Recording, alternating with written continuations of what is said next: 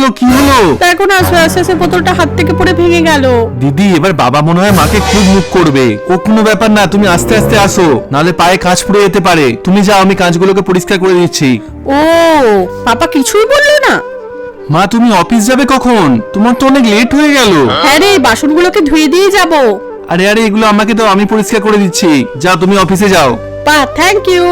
বাহ, বাবা খুব ভালো কাজ করেছে। পাপা দাঁড়াও, আমি তোমাকে হেল্প করছি। ঠিক আছে বাবু, আমাকে কিছু পয়সা দিবি রে, নতুন জামা কাপড় কিনবো। হ্যাঁ, এখন জামা কাপড় কিনে কি করবে? আমার বাবার অত টাকা নেই, টাকা দিতে পারবে না।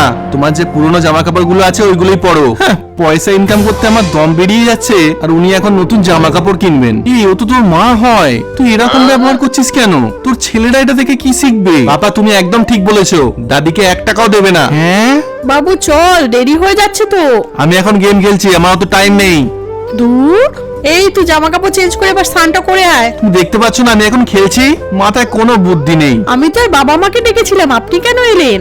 এটা দেখেছিস? ওরে বাবা, আসলে ও ছোট তো, তাই হয়তো ভুল করে ফেলেছে, ওকে ক্ষমা করে দিন। হ্যাঁ আমি সব বুঝতে পারছি, চিন্টু একটু বেশি উত্তেজিত হয়ে যায়, সামান্য সামান্য ব্যাপারেই রেগে যায়। আসলে এটা ওর বাবা মার কাছ থেকেই শিখছে। বাবা মা যদি ভালো ব্যবহার করে তাহলে বাচ্চারাও ভালো ব্যবহারটাই শেখে।